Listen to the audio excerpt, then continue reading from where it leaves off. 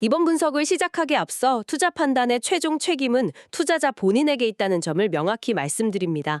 저희는 단순 참고용 정보나 분석을 제공할 뿐 특정 종목이나 섹터에 대해 매수나 매도를 절대 추천하는 것이 아닙니다. 네, 안녕하세요.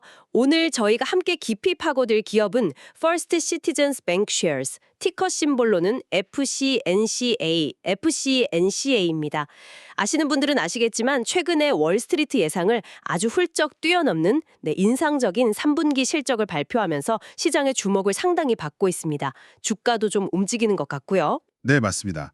FCNCA 요즘 관심이 뜨겁죠. 그래서 오늘 여러분께서 제공해 주신 여러 자료들, 기사나 분석 리포트 같은 것들을 저희가 쭉 검토를 해봤는데요. 이걸 바탕으로 해서 FCNCA의 현재 상황, 그리고 앞으로의 전망까지 좀 깊이 있게 들여다보려고 합니다.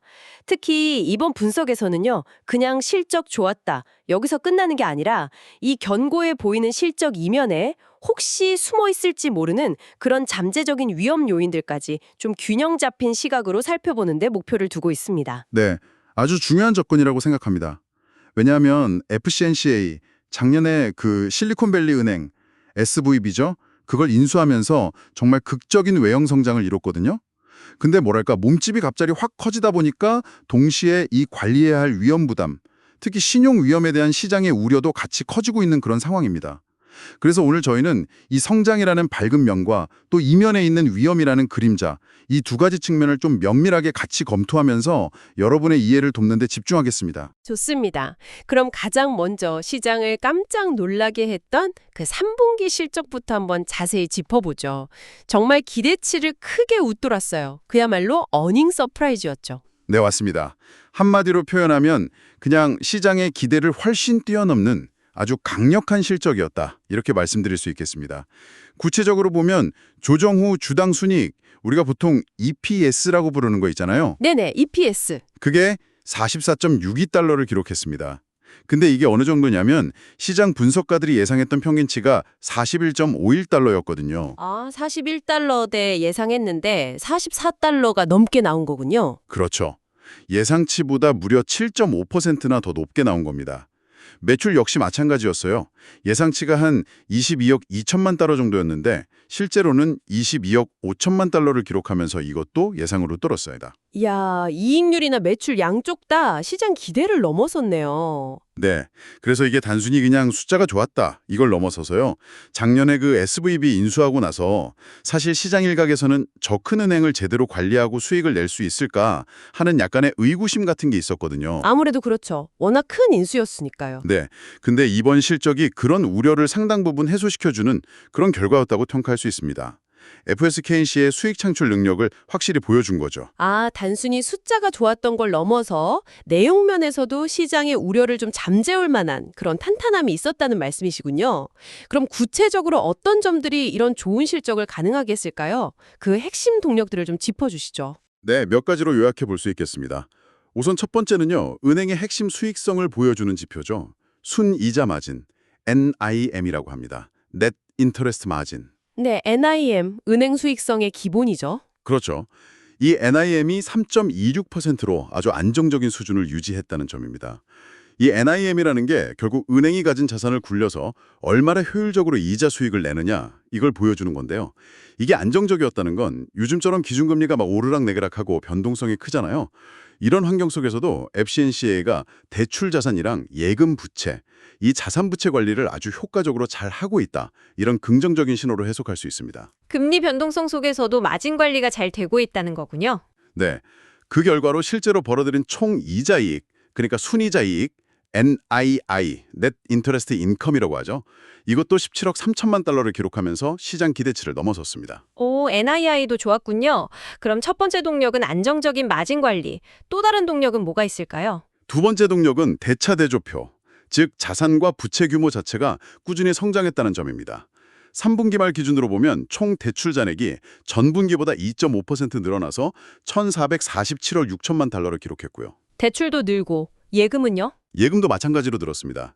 총 예금 잔액은 전분기 대비 2.0% 증가해서 1,631억 9천만 달러가 됐습니다. 와, 대출과 예금 양쪽 다 꾸준히 늘고 있네요. 네, 근데 여기서 특히 주목해야 할 부분이 바로 예금인데요.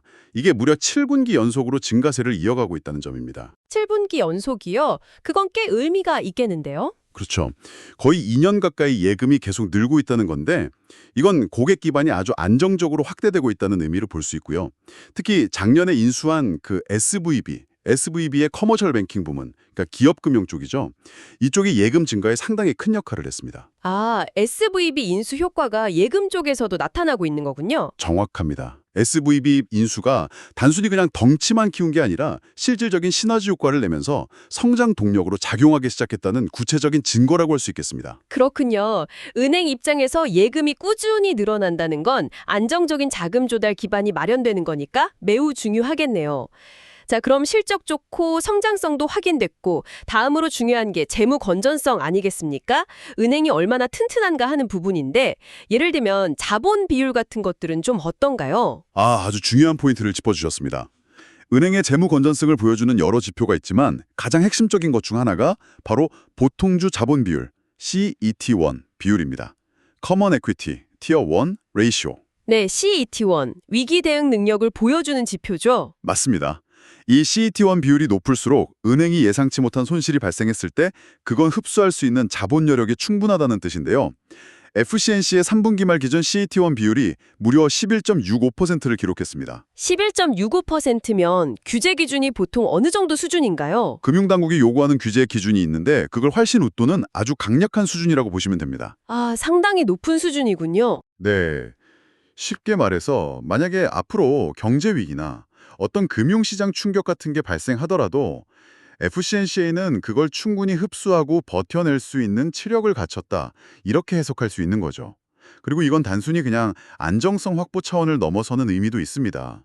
이렇게 자본 비율이 튼튼하다는 건 앞으로 추가적인 인수합병, 그러니까 M&A를 한다거나 아니면 자사주 매입 같은 좀 더 공격적인 자본 운용 전략을 펼칠 수 있는 실탄, 즉 여력을 충분히 확보하고 있다는 뜻이기도 하거든요. 아, 그렇죠. 자본이 넉넉해야 그런 것도 할 수 있으니까요. 네, 시장에 우리는 이렇게 튼튼하고 자신 있다는 강력한 시그널을 보내는 셈이기도 합니다. 실적도 좋고 대출 예금 성장도 꾸준하고 재무 건전성까지 탄탄하다. 일단 기본적인 체력은 굉장히 튼튼해 보이네요. 아까 잠깐 언급하셨는데 그 SVB 인수가 FCNCA에게 단순한 규모 확장을 넘어섰다고 하셨잖아요. 이 부분을 조금만 더 자세히 설명해 주실 수 있을까요? 이게 뭐랄까, 은행의 정체성 자체가 좀 바뀐 계기가 된 건가요? 네, 정확하게 보셨습니다. 2023년에 있었던 그 SVB 인수는요, FCNCA에게 정말 단순한 덩치 키우기, 그 이상의 아주 중요한 전략적 의미를 갖습니다. 물론 자산 규모가 단숨에 거의 2배 가까이 커졌죠. 이건 표면적으로 드러나는 가장 큰 변화입니다만 더 중요한 건 FCNCA의 사업 포트폴리오, 그리고 나아가서는 은행의 정체성 자체가 근본적으로 바뀌었다는 점입니다. 정체성이 바뀌었다고요? 어떻게 말이죠? 기존의 FCNCA는 주로 미국 남동부 지역을 기반으로 하는 뭐랄까 좀 전통적인 상업은행의 성격이 강했습니다. 그런데 SVB를 인수하면서 순식간에 미국의 그 혁신 경제 생태계, 그러니까 주로 기술 스타트업이나 벤처 캐피탈이 활동하는 그 영역에 아주 깊숙이 발을 들여놓게 된 겁니다. 아, 완전히 새로운 분야로 진출한 거네요. 그렇죠. 어떻게 보면 은행의 DNA 자체가 달라졌다고 표현할 수도 있을 정도입니다. 전통적인 은행업에 더해서 아주 역동적이고 성장성 높은 기술금융 분야까지 아우르게 된 거죠. 그리고 이번 3분기 실적에서 앞서 말씀드린 것처럼 SVB 커머셜 부문이 대출과 예금 성장을 주도했다는 사실이 바로 이 변화를 명확하게 보여주는 증거입니다. 네, 그 부분이 인상적이었습니다. 단순히 그냥 인수한 사업부를 유지하는 수준을 넘어서서 FCNCA의 핵심 성장 엔진으로 성공적으로 통합시키고 있다는 걸 보여주는 거죠. 사실 SVB는 파산한 은행이었잖아요. 네, 그렇죠. 당시에 충격이 컸죠. 네, 그런 위기 상황에 있던 은행을 인수해서 오히려 그걸 기회로 전환시킨 정말 교과서적인 M&A 사례 중 하나로 평가받을 만하다고 생각합니다. 위기를 기회로 만든 성공 사례군요. SVB 인수가 성공적인 성장 동력으로 확실히 자리매김했다는 말씀이신데 이런 성공적인 통합 경험을 바탕으로 FCNCA가 또 다른 움직임을 보이고 있다고요? 그 BMO 은행 지점 인수 소식이 있었죠. 네, 맞습니다. SVB 인수가 어느 정도 안정화 단계에 접어드니까 FCNCA가 다음 스텝으로 또다시 M&A 카드를 꺼내들었습니다. 캐나다의 주요 은행 그룹이죠. BMO 금융그룹 산하의 BMO 은행으로부터 미국 내 지점 138개를 인수하기로 발표했습니다. 138개 지점이요? 와, 이것도 꽤 큰 규모인데요. 이 지점들은 주로 어디에 있는 건가요?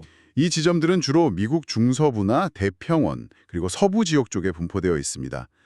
이 인수를 통해서 FCNCA는 약 57억 달러 규모의 예금을 추가로 확보하고 또 11억 달러 상당의 대출 자산도 함께 넘겨받게 될 예정입니다. 57억 달러 예금이면 적지 않은 규모네요. SVB 인수에 이어서 또다시 M&A에 나선 건데 이번 BMO 지점 인수는 어떤 전략적인 계산이 깔려 있는 걸까요? SVB 인수와는 성격이 좀 다른 것 같은데요. 네, 맞습니다. 이번 BMO 지점 인수는 SVB 인수와는 그 성격이나 목표가 좀 다르다고 볼 수 있습니다. 크게 두 가지 전략적인 목표를 가지고 있다고 분석되는데요. 첫 번째는 안정적인 저비용 핵심 예금 기반을 더욱 강화하는 것입니다. 은행에게 예금은 사업의 가장 기본적인 원료와 같다고 말씀드렸잖아요. 특히 요즘처럼 금리가 오르거나 변동성이 클 때는 낮은 비용으로 안정적인 예금을 많이 확보하는 것이 수익성 유지에 매우 중요합니다. 이번 인수를 통해 그런 핵심 예금을 추가로 확보하려는 목적이 가장 크다고 볼 수 있습니다. 아, 안정적인 작은 조달 능력을 키우려는 거군요. 그렇죠. 두 번째 목표는 은행 전체 포트폴리오의 자산 민감도를 낮추려는 목적도 있습니다. 이게 무슨 말이냐면 특정 자산이나 금리 변화에 따라서 은행의 수익이 너무 크게 출렁거리는 것을 좀 줄여서 포트폴리오의 안정성을 높이려는 의도라고 볼 수 있습니다. 그럼 SVB 인수가 혁신경제로의 진출이라는 공격적인 확장이었다면 이번 BMO 인수는 좀 더 안정적인 기반을 다지는 수비 또는 내실 다지기 같은 성격이 강하다고 볼 수 있겠네요? 네, 아주 적절한 비유입니다. SVB가 새로운 성장 동력을 확보하는 공격이었다면 BMO 지점 인수는 그 성장을 뒷받침할 안정적인 기반을 넓히는 그런 성격이 강하다고 해석할 수 있습니다. 지속 가능한 성장을 위한 포석이라고 봐야겠죠. 공격과 수비의 조화, 뭐 그런 전략이군요. 알겠습니다. 자, 이렇게 SVB 인수로 공격적인 성장을 하고 또 BMO 인수로 안정성까지 더하려고 하고 이렇게 벌어들인 이익과 아까 말씀하신 그 탄탄한 자본력을 바탕으로 주주들에게도 굉장히 적극적으로 보답하고 있다고요? 특히 자사주 매입 규모가 상당하다고 들었습니다. 네, 그렇습니다. FCNCA의 주주 환원 정책은 현재 미국 은행권 전체를 통틀어 봐도 상당히 공격적인 편에 속한다고 할 수 있습니다. 단적인 예로 이번 3분기에만 자사주 매입에 쓴 돈이 무려 9억 달러입니다. 우리 돈으로 환산하면 대략 1조 원이 넘는 엄청난 금액이죠. 3분기 한 분기에만 9억 달러요? 와, 정말 대단하네요. 네, 근데 더 놀라운 것은요. 이게 단발성이 아니라는 겁니다. 지난 5개 분기 동안, 그러니까 대략 1년하고 조금 넘는 기간 동안 매입한 자사주 규모를 다 합쳐보면 FCNCA 전체 발행 주식 수의 약 15%에 달합니다. 잠깐만요. 다시 한번요. 지난 5분기 1년쯤 넘는 기간 동안 전체 주식의 15%를 사들였다고요? 네, 맞습니다. 전체 주식의 15%입니다. 와, 이건 정말 파격적인데요. 보통 은행들이 자본 규제 같은 것 때문에 이렇게까지 공격적으로 자사주 매입을 하기는 쉽지 않잖아요. 이게 주가에는 어떤 영향을 미치게 되나요? 그렇죠. 정말 엄청난 규모의 자사주 매입입니다. 자사주 매입이라는 게 기본적으로 회사가 시장에 돌아다니고 있는 자기 회사 주식을 사들여서 그걸 소각하거나 혹은 그냥 가지고 있는 것을 의미하는데요. 이렇게 되면 시중에 유통되는 주식 수가 줄어들게 되잖아요. 네, 그렇죠. 그러면 똑같은 이익을 내더라도 그 이익을 나눠 가져야 할 주식 수가 줄어드니까 자연스럽게 주당 순이익, 즉 아까 말씀드린 EPS는 상승하는 효과가 나타납니다. 아, 주식 수가 줄어드니 주당 가치가 올라가는 거군요. 네. 이론적으로는 주가 상승 압력으로 작용하게 되죠. 그래서 이렇게 대규모로 자사주를 매입한다는 것은 FCNTCA 경영진이 현재 자기 회사 주가가 좀 싸다, 즉 저평가되어 있다고 판단하고 있다는 강력한 신호로 해석될 수 있고요. 동시에 주주들의 가치를 높이는 데 얼마나 강력한 의지를 가지고 있는지를 아주 명확하게 보여주는 행동이라고 볼 수 있습니다. 공격적인 성장 전략에다가 파격적인 주주 환원 정책까지 와, 지금까지 들어보면 FCNTCA의 굉장히 밝고 긍정적인 면들을 주로 이야기한 것 같습니다. 정말 매력적인 부분이 많은데요. 하지만 뭐든 동전의 양면이 있듯이 이런 긍정적인 소식들 이면에는 또 우리가 주의 깊게 살펴봐야 할 우려스러운 부분도 분명히 존재하겠죠. 특히 최근 들어서 신용 품질에 대한 경고등이 좀 켜졌다는 분석들이 나오던데요. 여기서부터는 좀 더 신중하게 살펴봐야 할 것 같습니다. 네, 맞습니다. 지금부터 말씀드릴 내용이 현재 FCNCA를 평가하는 데 있어서 매우 중요한, 어쩌면 가장 핵심적인 지점이라고 할 수 있습니다. 왜냐하면 이 화려한 실적과 성장 스토리 속에서 동시에 잠재적인 위험 신호들도 함께 감지되고 있기 때문입니다. 가장 눈에 띄는 변화는 3분기 실적 발표 때 함께 공개된 순상각 채권, 즉 NCO, 넷 찰주 오프스의 급증입니다. NCO 순상각 채권이요? 이게 정확히 어떤 의미인가요? 네, 순상각 채권 NCO는요. 좀 쉽게 설명드리면 은행이 빌려준 돈 중에서 이 돈은 도저히 돌려받기 어렵겠다고 판단해서 아예 회계장부상에서 손실로 떨어버리는 금액을 말합니다. 부실 채권 처리 금액이라고 보시면 되는데요. 아, 그냥 떼인 돈으로 처리해버리는 거군요. 그렇죠. 근데 이 NCO 규모가 이번 3분기에 2억 3,400만 달러를 기록했습니다. 근데 이게 왜 문제가 되냐면요. 바로 직전 분기인 2분기에는 이 금액이 1억 1,900만 달러였거든요. 1억 1,900만 달러에서 2억 3,400만 달러로 와, 불과 한 분기 만에 2배 이상 급증한 거네요. 네, 정확히는 2배가 조금 안 되지만 거의 2배 수준으로 급증한 겁니다. 이야, 2배 이상이라니 이건 정말 큰 폭의 증가네요. 그럼 전체 대출 규모 대비 비율로 보면 어느 정도 수준으로 뛰어오른 건가요? 비율로 보면 더 명확해지는데요. 평균 대출 잔액 대비 순상각 채권 비율로 계산해보면 2분기에는 0.33%였는데 이번 3분기에는 0.65%로 상승했습니다.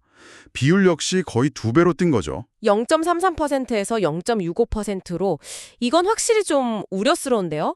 혹시 왜 이렇게 갑자기 급증했는지 은행 측 설명은 있었나요? 네, 물론 은행 측 설명이 있었습니다. FCNC 측에서는 이것이 특정 상업 부문, 좀 더 구체적으로 들어가면 자동차 부품 제조업체와 관련된 단일 대형 고객사의 부실 문제에서 비롯된 약간 일회성 요인이 크게 작용했다. 이렇게 설명하고 있습니다. 아, 특정 대형 고객 한 곳에서 큰 부실이 터졌다는 거군요. 네, 그 설명이 사실일 가능성도 물론 높습니다. 하지만 그렇다고 해서 그럼 일회성이니 괜찮겠네 하고 그냥 안심하기에는 조금 이른 감이 있다는 게 시장의 시각입니다. 일회성 요인이라고는 하지만 그 규모 자체가 워낙 크니까 시장에서는 좀 우려할 수밖에 없겠네요. 혹시 이 NCO 급증 외에 다른 좀 우려되는 신용 관련 지표 변화는 없었나요? 네, 그 부분도 좀 봐야 하는데요. 우리가 보통 부실 채권으로 분류되기 직전 단계 혹은 부실 가능성이 높은 대출로 보는 것이 무수익 여신이라는 게 있습니다. 이건 원금이나 이자 상환이 90일 이상 연체되는 등의 이유로 은행이 더 이상 이자 수익을 제대로 인식하지 못하는 대출을 말하는데요. 아, 이자도 못 받고 있는 대출이군요. 그렇죠. 이 무수익 여신 역시 절대적인 규모 자체가 아직 크다고 할 수는 없지만 최근 들어서 소폭이나마 증가하는 추세를 보이고 있다는 점도 같이 고려해야 합니다. 그래서 이런 점들이 좀 맞물리면서 시장에서는 이번 3분기의 NCO 급증이 과연 은행 측 설명대로 정말 특정 고객사에 국한된 일회성 충격으로 끝날 것인지 아니면 혹시 앞으로 경기 둔화 가능성과 맞물려서 은행 전반의 신용 품질이 나빠지는 추세의 시작을 알리는 신호탄은 아닌지 이런 경계하는 시각이 나타나고 있는 겁니다. 그러니까 일회성이라고 보기에는 다른 지표들도 약간씩 안 좋아지는 모습이 보이니까 좀 더 지켜봐야 한다 이런 거군요. 이런 더 큰 거시적인 불안감과 완전히 동떨어져 있다고 보기는 좀 어렵지 않나 하는 시각이 있는 거죠. 결국 공격적인 성장과 주주 환원이라는 밝은 면의 이면에 이런 잠재적인 신용 리스크라는 그림자가 드리워져 있다. 이렇게 정리할 수 있겠네요. 네, 맞습니다. 그게 현재 FCNCA를 둘러싼 핵심 딜레마라고 할 수 있겠습니다. 그렇군요. 참 복잡한 상황이네요. 고속 성장을 하는 과정에서 이런 부실 채권 증가라는 그림자가 함께 나타나고 있다는 해석인데 그렇다면 현재 주가는 이런 긍정적인 측면과 또 우려스러운 측면, 이 양쪽을 지금 어떻게 반영하고 있을까요? 아까 경영진은 저평가라고 생각하는 것 같다고 하셨는데 실제로 일각에서는 여전히 저평가 매력이 있다는 분석도 있던데요. 네, 그 부분도 흥미로운 지점입니다. 현재 FCNCA의 주가를 여러 전통적인 가치 평가 지표, 우리가 흔히 밸류에이션 지표라고 하죠. 이걸로 보면 상당히 매력적인 수준에서 거래되고 있는 것은 사실입니다.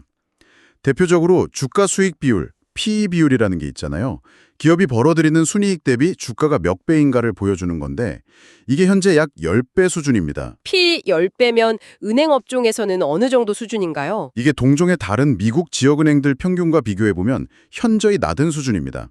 쉽게 말해서 벌어들이던 이익 규모에 비해서 주가가 상대적으로 싸다, 이렇게 해석될 여지가 있는 거죠. P는 확실히 낮네요. 네. 그리고 또 다른 지표로 주당 실질 순자산 가치, 이걸 유형자산 장부가치, 텐저블 북밸류라고 하는데 이 장부가치 대비 주가 비율인 PTBV, 프라이스 툴 텐저블 북밸류라는 지표도 있습니다. 네, PTBV 은행주 볼 때 많이 보죠. 그렇죠. 이것도 현재 약 1.1배 수준에서 거래되고 있습니다. 이것 역시 뭐냐면 은행이 만약에 지금 당장 청산한다고 했을 때 받을 수 있는 가치, 그 장부상 가치 대비해서 주가가 크게 높지 않다는 것을 의미합니다. 1배에 가까울수록 저평가됐다고 보거든요. P도 낮고 PTBV도 1.1배면 거의 청산가치 수준이라는 거니까 와, 숫자상으로는 정말 저평가 매력이 있어 보이는데요. 네, 맞습니다. 그래서 숫자만 딱 놓고 보면 이거 상당히 싸네? 하는 생각이 들 수 있을 정도로 저평가 매력이 분명히 존재한다고 말할 수 있습니다. 아니 근데 좀 이상하네요. 실적도 예상보다 훨씬 좋았고 방금 말씀하신 것처럼 밸류에이션 지표상으로도 이렇게 매력적인데 왜 일부 시장 분석가들은 오히려 목표 주가를 낮추는 등 신중한 시각을 보이는 걸까요? 이 간극은 어떻게 이해해야 할까요? 뭔가 앞뒤가 안 맞는 것 같은 느낌도 드는데요. 바로 그 점이 현재 FCNCA를 둘러싼 시장의 복잡한 심리를 아주 잘 보여주는 대목이라고 생각합니다. 물론 여전히 많은 주요 투자은행들이 FCNCA에 대해서 매수, 바이, 혹은 시장 수익률 상회, 아웃퍼폼 같은 긍정적인 투자 의견을 유지하고 있는 것은 맞습니다.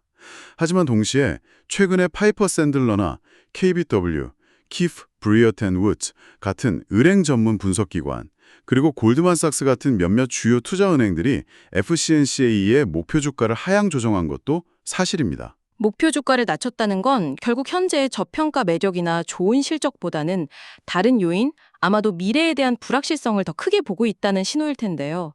구체적으로 어떤 이유들 때문에 목표 주가를 낮춘 걸까요? 네, 시장 분석가들이 목표 주가를 조정한 배경에는 크게 두 가지 정도의 우려가 작용한 것으로 보입니다. 첫 번째는 향후에 예상되는 금리 인하 가능성에 따른 은행의 자산 민감도 변화에 대한 우려입니다.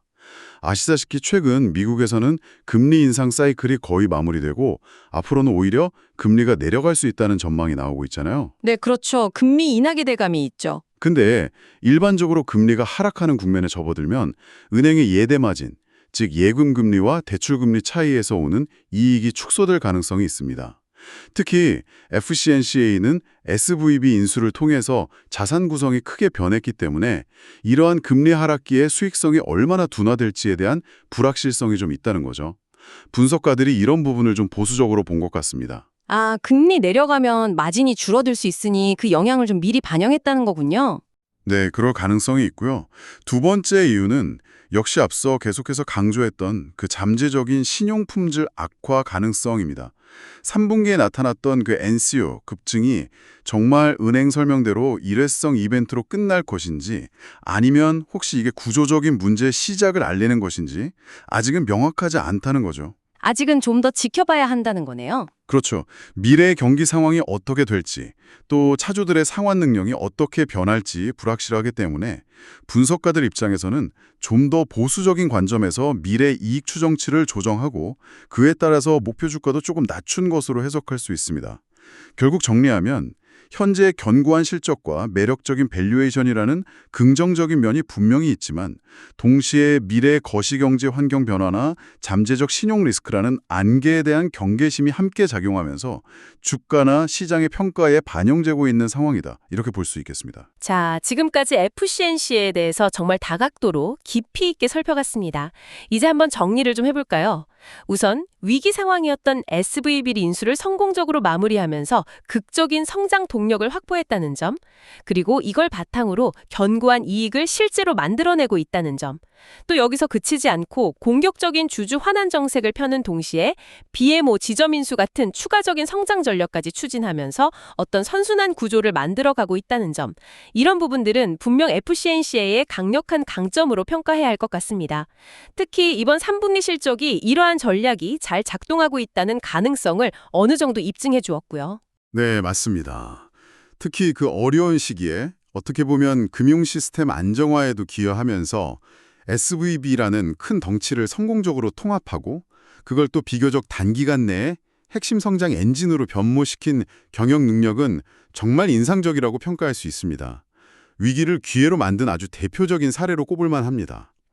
하지만 동시에 저희가 계속 강조했던 것처럼 3분기에 나타난 순상각 채권, NCO의 이례적인 급증과 같은 잠재적인 신용 리스크 요인도 절대로 간과해서는 안 됩니다.